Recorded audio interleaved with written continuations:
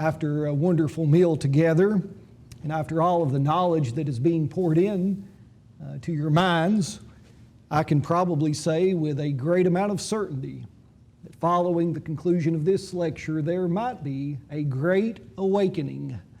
But perhaps that will only be due to the information that you glean and not due to the tiredness of your mind and body. But if you have to nod off, feel free to do so. I understand in advance.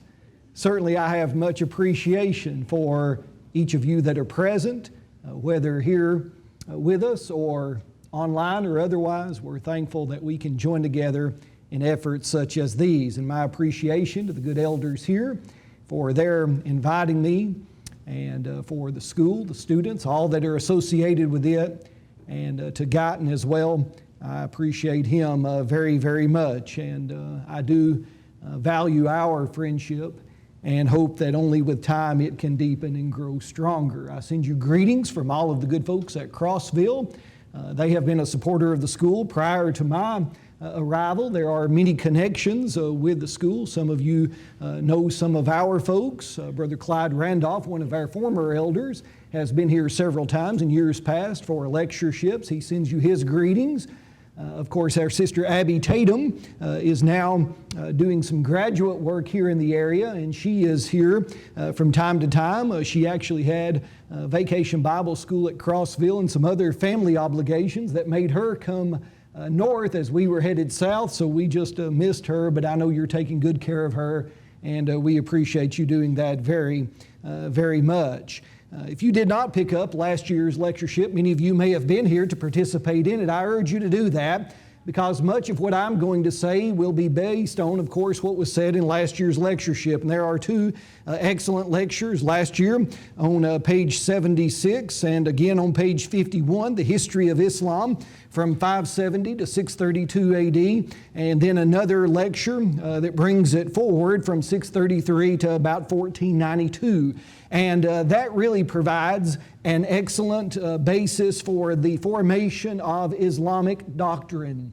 And when I introduced myself to various ones and they asked me, what are you speaking on? And I said, Islam, they just had that downcast look and said, oh, or I'm sorry. Yes, it is a bit challenging, I realize, to say the very least, but it is important that we study it. The challenge of doing Islamic study, if any of you have tried to do any of it at all, is the information, most of it remains in Arabic. Very little of it has been translated into English, and even that which is translated into English is disputed among those who are members of that particular belief system. And so it's difficult to do studies without a knowledge of the actual Arabic language. Now, when we study in this lesson at this hour, I'm not going to delve into a great amount of the doctrinal matters that concern this type of teaching. That was done, as I said, last year. I will bring up some points that do have some connection to this period of time and even remain relevant to the present hour, but we'll really look at religious and historical history kind of as a joint understanding of the theocracy and the social intertwining of both the state and the religion being not separate, as we've looked at in many of these other lectures, and even to a greater degree than as we've examined the power and the stranglehold that Roman Catholicism had over much of Europe, the stranglehold that the Islamic faith has over countries and nations and peoples, where it is dominant is even more so. And I realize we don't have a basis of understanding. All of these other lectures, we can bring our Bible to the discussion. And I'm not saying the Bible cannot be used. Certainly it can be and must be to show the superiority of God, the true God who made heaven and earth, and of His Son, our Savior Jesus Christ. But we don't have the basis of a background of understanding that these people do, living in a culture where those things were not under consideration really very much at all. So I cannot deal on those finer points of doctrinal development. What I'm going to try to do is to be very honest and straightforward and to be as respectful as I can with the teaching that we can at least understand and the events of history as they have transpired and have been preserved for us. We do ourselves know good service. And we certainly do not honor our God if we are anything less than respectful in our dealings with others of any religious persuasion, whether Islamic or otherwise. To use denigrating terms, to speak disparagingly, to speak as if these folks were insincere or in some way deficient or inferior to us, I think does a disservice to the message that we present. Jesus said we treat others the way we would like to be treated, summarizing, of course, Matthew 7 and verse number 12. That instruction there does not prohibit our dealings with those of the Islamic faith. I don't know if you've had any dealings with folks of this persuasion before. Mine have been very limited, I must admit, but what I have done, I will try and continue to try to do so in a respectful manner. The book contains my outline, and I will reference it frequently. I'll try not to read it word for word. I'm not going to insult your intelligence in that way, but because most of us have very little understanding in this area, it will require us maybe staying a little closer to it than some of the other speakers have done. I also want to maybe say and preface my remarks as we begin that some of the words, the pronunciation of them may not be as accurate as those of an Arabic or Islamic background might prefer. And that can be due to several things. That can be due, if you want to call me by the denigrating term of being a redneck from Jackson County, Tennessee. I much prefer the sophisticated hillbilly. If you prefer calling me anything, please use that term and I'll be answering to that. But some of these things with the dialect and of course with my background, I may not say those words just as accurately as others with a greater understanding might, but hopefully nevertheless we can deliver information that will be helpful and profitable to you. As we begin 1500, really if you back up just a little way in history. It's not been mentioned, but Europe was emerging from that period of the Dark Ages. And that refers to a time when culturally, educationally, and other factors had rendered just a period of somewhat almost just a flatline way of looking at life. It was negative, it was pessimistic. There was not a lot of advancement in culture and other matters, and that can largely perhaps be traced to the bubonic plague, the Black Death, that had claimed millions of lives. Perhaps the exact number will never be known, all throughout Europe. Also, the Mongols had come from the east and had conquered much of the area, and so the entire area, both Christian and even Islamic areas, were on the decline. And the classical period from the birth and the life and the death of Muhammad up until about 1300, it looked like that Islam might just fade away. And that was never the more the case than in 1258, when the grandson of Genghis Khan succeeded in capturing Baghdad. And he perhaps, understanding these people and their great propensity to rebound very quickly and to show great devotion to their faith, even if it required their life, and even if it required they put others to the edge of the sword, he slaughtered every Muslim inhabitant in that city. And so that event is considered perhaps the worst in all of Islamic history, and it marks the end of what is known as the political unity of Islam. Now that's important. Today, Islam boasts almost 25% of the entire world's population. If you want to know a reason why we should study it, 25%. It's unlikely that on the streets of Pensacola, and certainly not on the streets of Crossville, Tennessee, 1 out of every 4 people you might meet would be a Muslim, but it's at least the case that worldwide that would be true, and it's becoming more so even in our land. But that is important that the political unity of Islam was ended on that occasion when Baghdad fell. Further, the inroads that it had made into Europe were stopped and squelched, and they were officially somewhat concluded when on January the 2nd, 1492, Muslim officials surrendered their claim to the Iberian, to the Spanish peninsula, and crossed back over the Strait of Gibraltar to North Africa. And because of that, you see that there was not what they would call a central caliphate. There was no headquarters of such for the Islamic faith. Now, that is of interest to you, especially if you view it within recent events, where there was and still is at least a remnant of a group of individuals known as the Islamic State. And you can, of course, discuss political ramifications and reasons why they were able to overrun portions of Iraq and Syria and things of that nature. You can talk about U.S. foreign policy and our failures in that if you wish. That's not the purpose of this lesson. But if you remember, in their language and in their stated aims, they were trying to set up an Islamic state. They wanted to restore a central caliphate, which would be just a headquarters, if you will, of Islam that would be not only a government but a religious hub, and from there rule at least that portion of the world. And then it is their intention, make no doubt about it, at least according to their literature, to rule the entire world under the flag of Islam.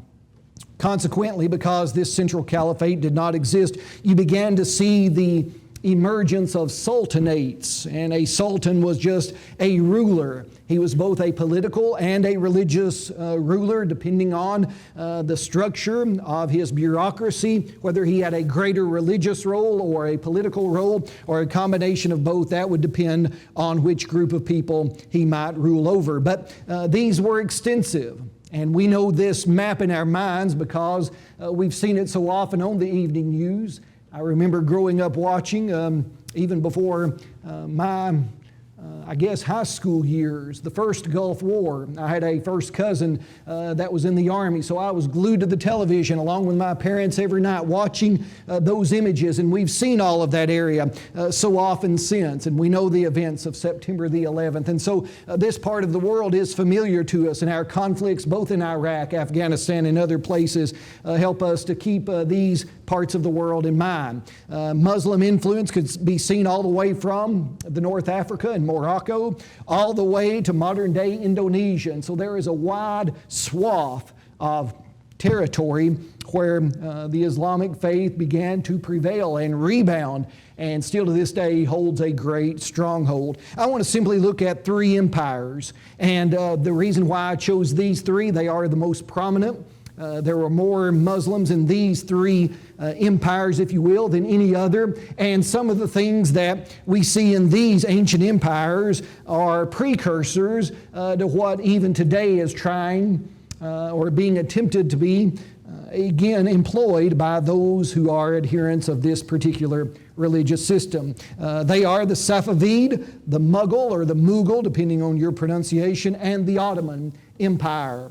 The first empire, the Safavid Empire, in 1501 began with the work of a man by the name of Shah Ismail I. He started really as a revivalist, what's called a Sufi brotherhood. Now, maybe I should say as a disclaimer, and it would not be appreciated by those of this faith because, as I understand it, they would assert that there is unity in Islam and that there is great cohesion in Islam. And the fact of the matter is that's not the case at all. And you will begin to see that there are branches and there are different divisions, different belief systems, even within certain belief systems within the overarching theme of Islam. And certainly this was one of them. Sufism is Islamic mysticism, if you will. And it was very influential. I list for you there a scholar of that time period who has been quoted extensively through the centuries. Even President Ronald Reagan, of all people, mentions some of his writings. And if you read some of his quotations outside of what you might say a Muslim influence, you would concur with his take on morality and community and some of those other sorts of things. The principles that he articulates would sound something with which we could be in agreement. Of course, divorcing it from its Muslim background perhaps is not the way he certainly intended. But nevertheless, this Safavid dynasty was built on an attempt to purify Islam.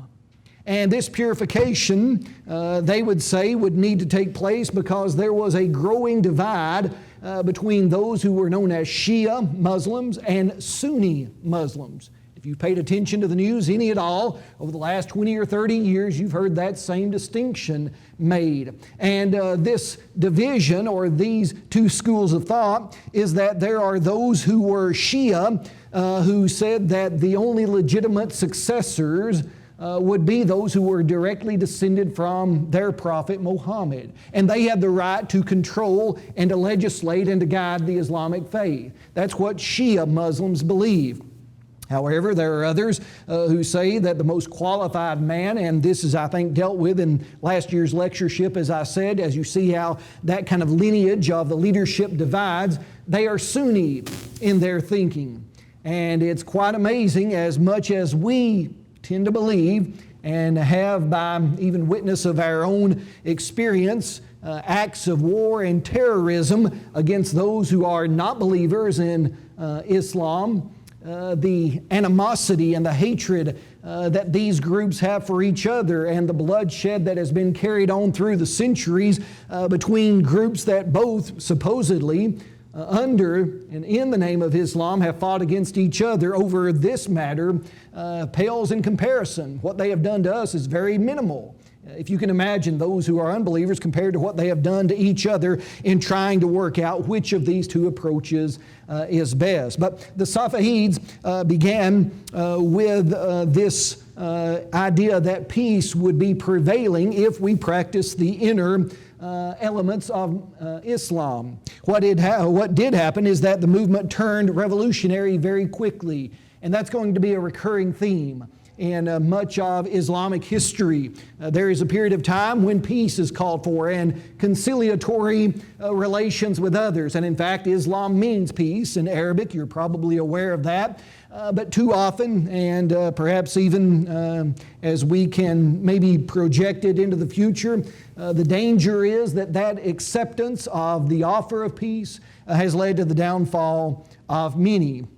This idea of the Shia Messiah would be a word that we would use. They wouldn't necessarily use that word Messiah, but that there would be a 12th or a hidden imam that would appear and be the Mahdi, or the divinely guided reformer. And these were successors to Muhammad. And it was this empire that tried to say, we're bringing that about, kind of an almost apocalyptic sort of desire, if you will. And so they were successful in taking over much of the country that we know today is of Iran, and of controlling that part of the world. And they all but eliminated Sunni influence.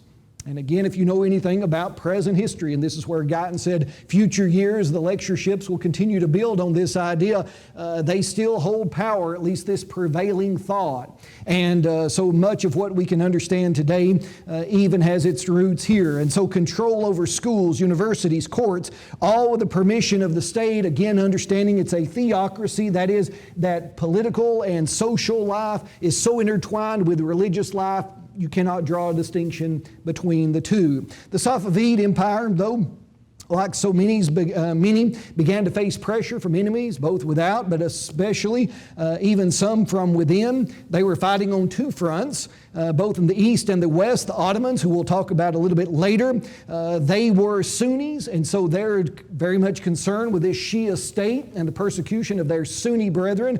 They're going to attack from the west. There was a group known as the Uzbeks, who had been defeated previously, who were going to fight them on the east. And so you can see how they were pulled, as it were, in two different directions. But this period of time was considered among the greatest. Shah Abbas the Great, who reigned from 1588, or who lived rather, from 1588 to 1629, built a magnificent capital in a little place called Isfahan. And it's really hard to pinpoint where that is today in relation to Tehran. That's still that area of the world. But he built a city that was magnificent by the standards of just wealth and luxury and extravagance. It was 38 kilometers in circumference. Remember, this is 500 years ago, roughly. 38 kilometers in circumference, about 1 million people lived within its walls. And it was said in some of the ruins that still survive today are amazing as archaeologists try to impress us with the luxury that must have characterized this city. If you have, and you may be a Disney fan, you may not. You probably know that Aladdin, the cartoon of my childhood, has been made again into a live-action film and is now, I guess, playing in the theaters. You probably know that's based on the Arabian Nights or the 1001 Nights. And this whole period of Islamic literature is based around this same time period and a little bit earlier, where there were these sultans and there were these magnificent palaces and there was all of this trade and all of those things that you see depicted on the big screen come from this period in time in history. And so the civilization advancements were many. He encouraged trade. This empire did. Their infrastructure improved. There was prosperity in so many ways. There are things that even survive to the present. One artist by the name of Reza Abaise, who lived from 1565 to 1635, did some work in miniature painting. Those of you that might have an interest in art have probably heard his name. His works are still displayed in museums all across the world, even in our country. Some of them survive and are considered among the greatest to have ever been painted. One contribution that they made that still impacts our world today in a positive way, they were the first really to invest in bookmaking, and much of the technology that spread on to Europe and allowed some of those ancient works that still survive to us about a wide variety of subjects were made possible by the technology that the Safavids put forth in understanding bookmaking. And so we appreciate them for that reason. However, about 1732, which takes us to the end of our period of study, the last official Safavid king was overthrown by an Afghan tribal leader, Mahmud of Kandahar. That's the first empire, and the one perhaps least in prominence among these three. The second that I'll discuss with you is the Mughal or the Mughal Empire of India. And it is given credit, or at least the credit is given to a man by the name of Babur, who was the founder of this particular Islamic empire. He is an interesting character from history. You may have heard his name previously. He was descended from, or through his father, from Tamerlane. Tamerlane was a ruthless Muslim leader of the Timurid Empire who was a descendant perhaps of Genghis Khan. And if you've ever studied him, you know his ruthless nature as well. And Babur had the distinction of being descended from his mother, from Genghis or Genghis Khan. And so he had a lineage of leadership, to say the very least. But he was appointed at the age of 11 to this little area of northern India to be its leader. Didn't have a lot of success, but he began to try to advance his cause. He had little success in doing that, except only for the fact that his name is attached to the empire that would eventually, with his grandson Akbar, become known as the Mughal Empire. Akbar is known as Akbar the Great, and many of us perhaps have heard that name. He is a man who left really the conventional thinking of the day behind, especially for an Islamic leader. And his work in India united the subcontinent, all the way from the Himalayas in the north to the Arabian Sea in the south, and east and west, an area encompassing Pakistan, Afghanistan, Bangladesh, and India. He ruled it all. And today, his influence is still felt. Let me give you just a few things that were of interest about his reign, and then talk about something that's even more fascinating still. He was a skilled administrator, a political leader, and a military commander.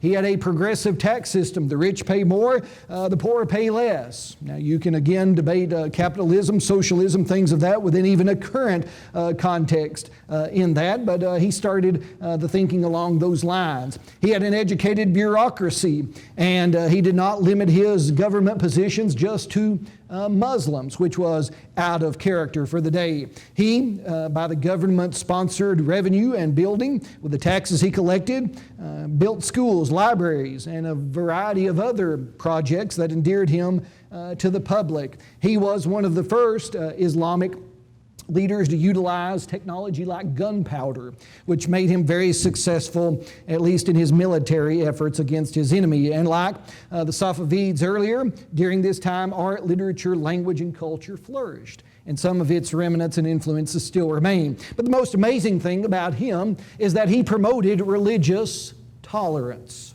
As an Islamic leader, Akbar proposed that religious tolerance would be an acceptable idea and thing that the empire should pursue. Consequently, because only about 20% of that large landmass that he ruled over was Muslim, he tried to promote an acceptance of other religious groups, not in the sense that a Muslim would have to become some other religion or that other religions should submit and become Muslims, but that they should all try to live in harmony.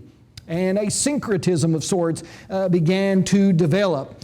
You see there, perhaps in your workbook, that he eliminated the tax that would have been previously and was often used by other Muslim leaders, the jizya tax, whereas if you did not convert to Islam, you would have to pay a tax simply for the fact that you were a non-Muslim. He eliminated that. He took away the lunar calendar. And of course, if you know anything about Islam, the moon is very important, but instead based his calendar on the solar calendar. He forbid the killing of cows, which Hindus really appreciated, and even today, amazingly, with the lack of good food sources in India, cows still walk around held sacred by Hinduism. He said they had to be protected. He set aside the death penalty. If a Muslim decided to leave his Islamic faith behind, Sharia law would say that they should be punished by death. He set that aside. He also ended, at least for a period of time, the Hindu practice of sati. And some of you that have done mission work in India may have encountered that term before, where a devout Hindu widow, upon the death of her husband and his cremation, she would kind of climb up and allow herself to be put to death at the same time to show her devotion. He put that to an end. Sikhism, which still survives to the present day, is a conglomeration of all of these religious elements of Hinduism, pantheism, of Sufi Islam. Some even say there are Christian elements involved. That began to flourish during this time. And at his court, that is at the court of Akbar, he welcomed all. And one author notes that Sunni ulama, which are those teachers and experts in Islamic law, Sufi mystics, Hindus, Zoroastrians, Jews, Jains, Jesuit priests were all present in what he termed his house of worship.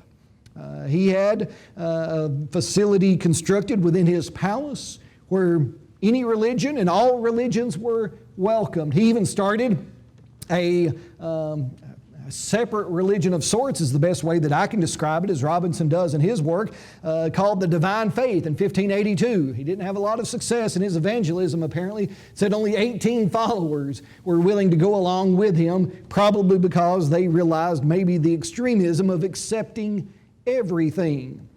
Now, what's of course interesting is that we live in a time period where that same idea is promoted. Accept everything. Do everything. There was an advertisement several years ago now for a religious group or facility in my home state's capital city in Nashville, where they made the very prominent, encouraging advertisement, or at least they considered it encouraging. You can come and sing Christian hymns, you can offer Muslim prayers, you can burn incense, and they listed all of these sorts of things like a buffet smorgasbord type of religious experience. That's appealing to people today. Do whatever you want to do. Well, clearly we know New Testament Christianity demands differently, and you are probably not surprised that devout Muslims in India began to see that as well for what it was and understand that cannot stand, and they would not tolerate it. So he is succeeded by his son. Not a lot is known about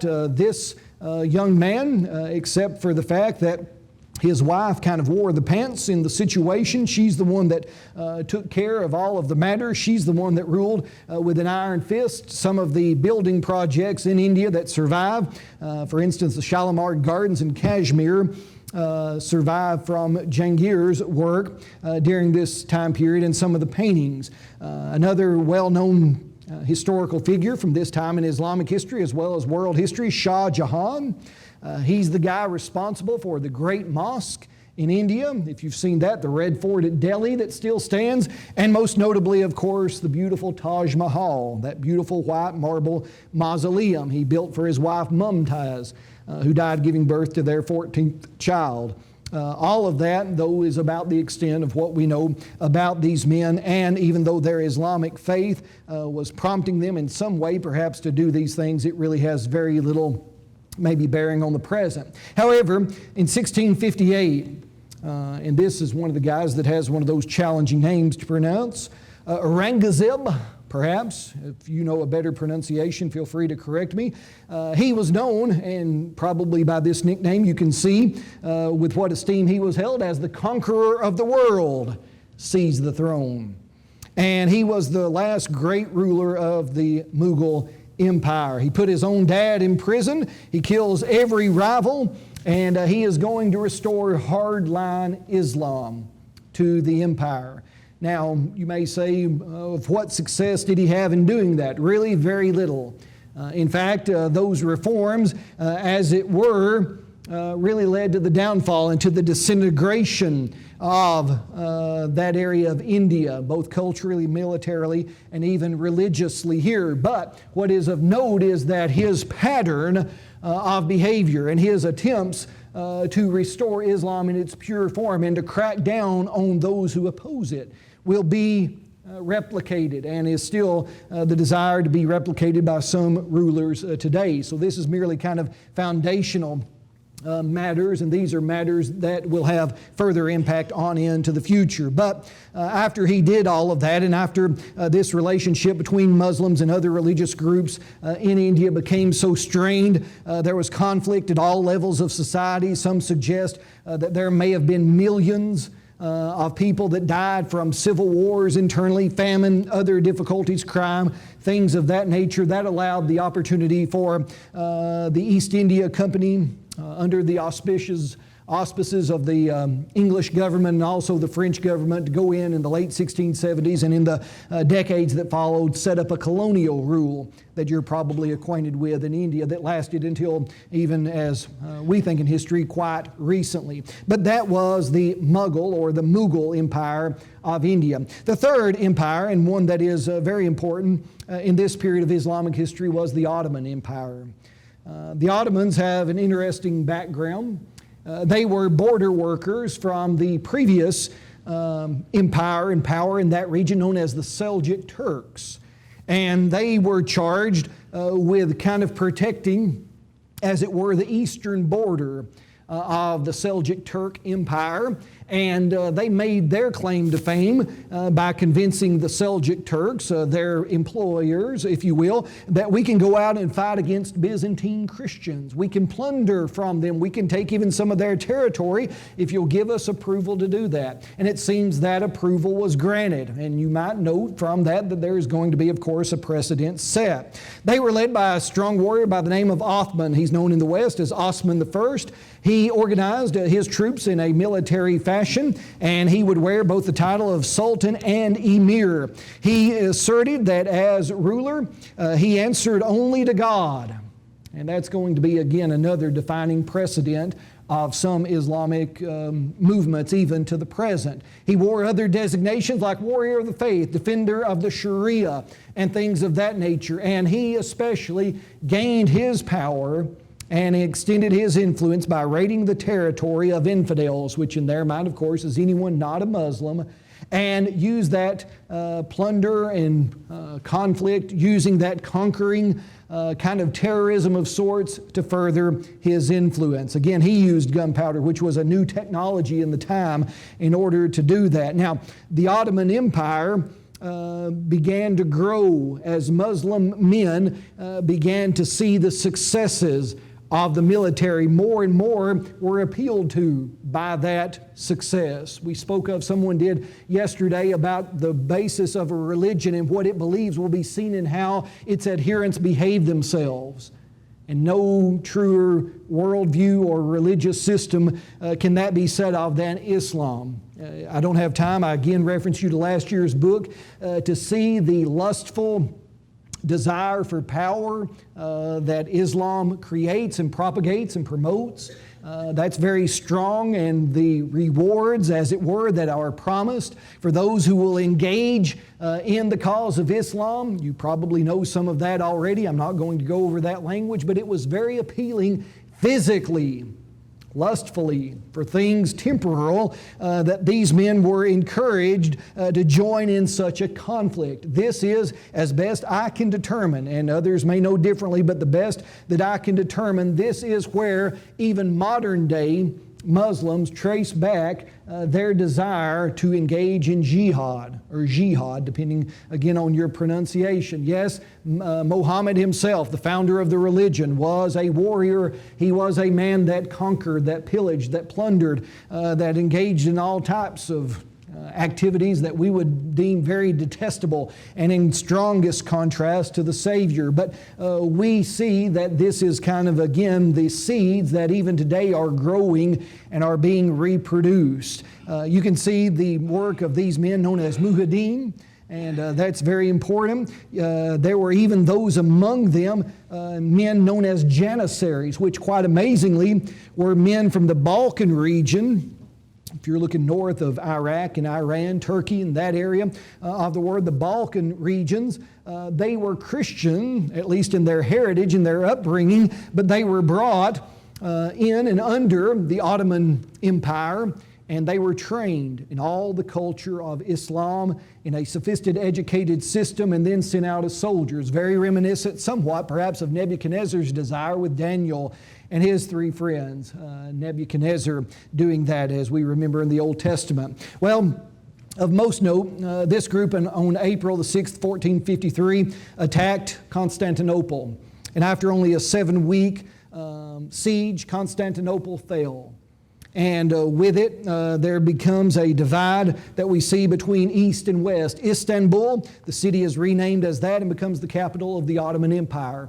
And some would say today even remains the capital of Islamic faith even now, even though there are other cities in Saudi Arabia that are important. But you see that this desire to conquer and the success for doing it by the battle and the seizure of Constantinople gave an impetus and a motivation to continue to engage in this sort of military conflict. And so it reached its height under a man by the name of Suleiman.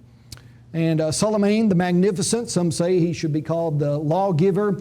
Really, if you look on, I think it's letter I or letter C there under this point, beginning on point number 1, you see the list of his accomplishments as a military conqueror. And he was almost without defeat in all of his military efforts. One exception, and we can be thankful that it was such, in 1529 he goes to the Habsburg capital of Vienna. And he besieges the city for an extended period of time. Finally, his soldiers, most of them from that part of the world where it's warmer, they see winter coming on, they don't want to stay, and they decide to go home. Little known to them, even within the city, they were drafting articles of surrender even at that moment. History tells us how different world history would have been, European Christian history would have been, if they had stayed just another week or two and watched as even Vienna would have succumbed to their war machine. But you see all of that, and you see Suleiman dividing society. And this is really where maybe I just put a stake to say next year, whoever has this assignment can take off from here. He divides society between Muslim and non-Muslim. And he divides it such that there is kind of no crossover between one and the other. It's just Muslim or non-Muslim, and the consequent reaction of each group and the responsibilities of each group would be very clearly defined. You see in the book that we make a very important emphasis on Sharia being the law of the land. This is the first time that we can really pinpoint in history when it was carried out in an extensive fashion. Not just in localities, even though there were different versions of it in different localities. It's interesting, Mecca and Medina, important cities, to Muhammad have a different version of it than the more universally accepted form. But this is where that begins to be seen as a possibility to be imposed upon other peoples on a large scale. And I don't have to tell you, if you've been paying attention, again, that is the same desire that these folks have even today in their conquering and in their work. And so Suleiman did all of that. You could talk about other things. Our time has expired as far as things that he did to show his ruthlessness. I could discuss at length all of the things. Yes, there were some things that architecturally, historically, culturally, that have some bearing on the present day and have some interest to us, but I'm not going to bore you with those details. You're welcome to study them on your own. What is the conclusion? What is the purpose for studying a lesson such as this? I leave you only with these 5. Number 1, Islam, even when it appears to be defeated, has a history of regaining power in a quick and decisive fashion. It's quite remarkable to see that play out again and again and again. How is that possible? Why did that happen? Why does it continue to happen? I suggest, number 2, that unflinching dedication and singular purpose have characterized many Islamic leaders throughout history. If you can appreciate anything about Islam and those who have succeeded in the propagation of it, is that they keep the main thing as they understand it. Now, their main thing is wrong. But I ask you, and I perhaps ask myself, even as I try to serve the Lord, how often do we get sidetracked? How often do we chase rabbits through the briar patch instead of staying on the straight and narrow road we need to stay on? Yes, there are things that we have to do, and there are controversies to be met, and there are discussions to be had, but the main thing must be the main thing. And if Islam understands anything, I think they understand and illustrate that very powerfully. And again, that's not to our benefit in many cases. Number 3, Muslim societies may tolerate other religious beliefs for a period of time, but that's usually not long-lasting. And it usually is merely paving the way for a hardliner to come into power and to reverse all of that. I know I'm painting with a broad brush there.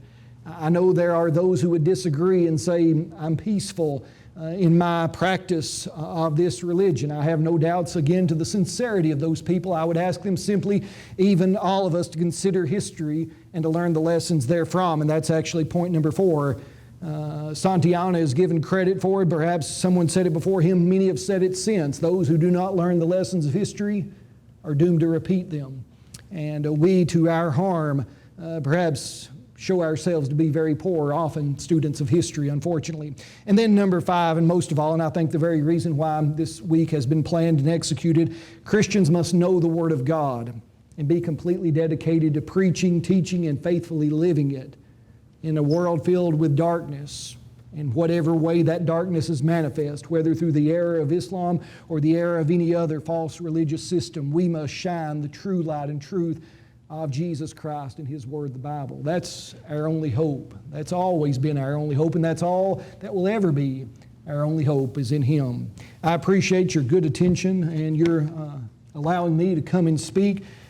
Take advantage of this resource. I didn't say it in the beginning, I meant to, but what you hold in your hand with the work that these men have done is a wealth of information. If you were to purchase something with all the amount of research that has been done in these books, you would pay an exorbitant sum of money, I assure you. So I appreciate all those who have provided lessons on this period of history and hope that my contribution can at least help in that same cause. Thank you again.